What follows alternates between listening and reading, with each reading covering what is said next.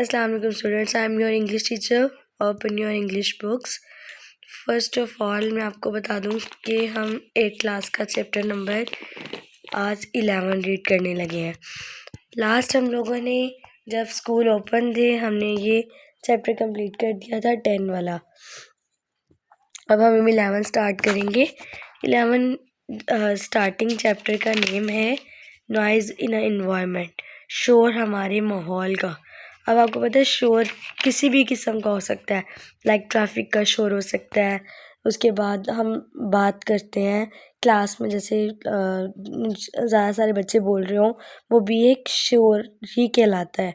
उसके बाद बाहर वो लड़ाई हो रही हो वो भी शोर, टीवी चल रहा हो वो भी शोर, ज़्यादा लोग बातें कर रहे हो वो भी शोर। ठीक है, अब फर्स्ट मैं पहले आपको वर्ड्स मीनिंग बता दूंगी और उसके बाद आपको मैं ट्रांसलेशन बताऊंगी। Noise pollution is defined as, noise pollution शोर की आलूदगी को कहते हैं।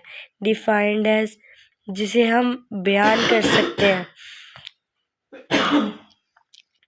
As any form of noise कहता है कि किसी भी किस्म का शोर दैट डिस्क्राइब जो खलल डालता है इन द नॉर्मल मामूली सरगर्मियों पर, फंक्शनिंग सरगर्मियों पर ऑफ लाइफ ज़िंदगी की। अब मैं ट्रांसलेशन करने लगी हूँ। कह रहा है किसी भी किस्म के शोर को जो मामूल की ज़िंदगी में खलल पैदा करता है वो शोर की आलूदगी के तौर पर बयान किया जाता है। इफ लेफ्ट अनचेक्ड कह रहा है जिसकी हम हम उसे क्या कर सकते हैं, रोकथाम कर सकते हैं। It can have two serious infections कहते हैं इसके बहुत सारे सीरियस होता है संगीन, काफ़ी ज़्यादा जो मेजर प्रॉब्लम्स होती हैं कह रहा है वो असर डालती हैं ऑन माइंड, हमारे जहन पर, एंड द बॉडी हमारी जो जिस्मानी बॉडी पर, हमारे जिस्म पर, ऑफ ह्यूमन इंसान की, एज वेल एज एनिमल्स, और जैसा कि आप जानते हैं कि जानवरों पर भी। अब मैं पूरा ट्रांसलेशन करने लगी हूँ, ज़रा देखिएगा। कह रहा है किसी भी किस्म के शोर को जो मामूल की ज़िंदगी में खलल पैदा करता है शोर की आलूदगी तौर पर बयान किया जाता है।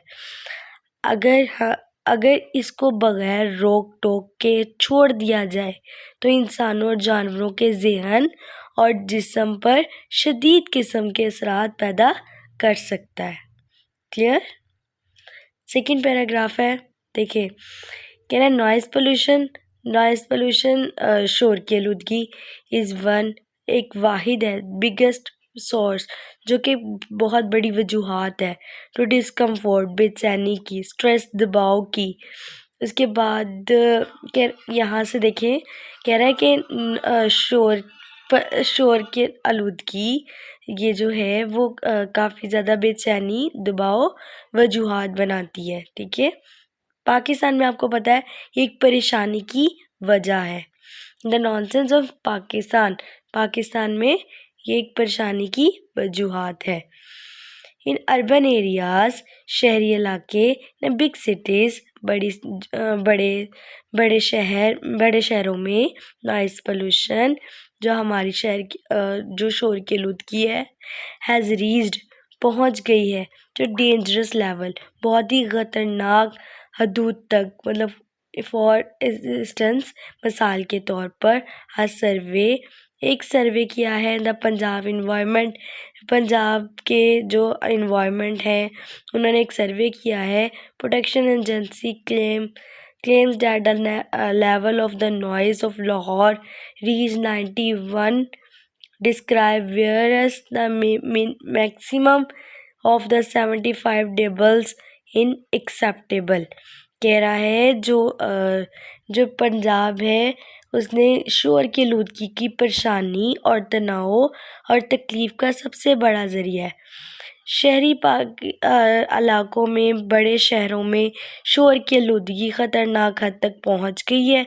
मिसाल के तौर पर एक अदारा तहफ़्फ़ुज़ माहौलियाती पंजाब की तहकीक का ये दावा है कि लाहौर में शोर की जो सतह है ना वो 90% जो डबल तक पहुंच चुकी है, जबकि ज़्यादा इसका 75 डेसिबल काबिल कबूल है। मतलब काफ़ी ज़्यादा जो है वो डबल हो चुका है। ठीक है, it means the mental and physical health of many people of already in a task. इसका मतलब है कि बहुत से लोगों का दिमागी और जिस्मानी सेहत पहले से ही खतरे में है। क्लियर?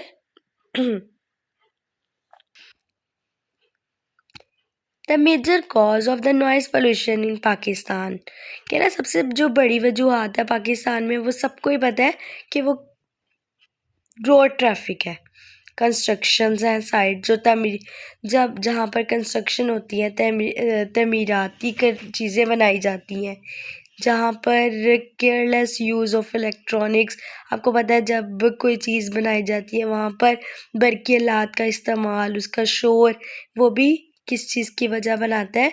शोर की वजह बनता है। Noise coming from different modes of transport, कह रहे हैं जो नॉइज़ है, ये शोर है, वो कमिंग हमारे पास आती हैं फ्रॉम डिफरेंट मोड्स, बहुत सारी सूरतों में, ऑफ ट्रांसपोर्ट, ज़राए नक्लो हमत के। व्हीकल्स, एरोप्लेन, ट्रेन, शिप्स, ये व्हीकल कहते हैं गाड़ियों को, एरोप्लेन्स, ट्रेन्स, शिप्स,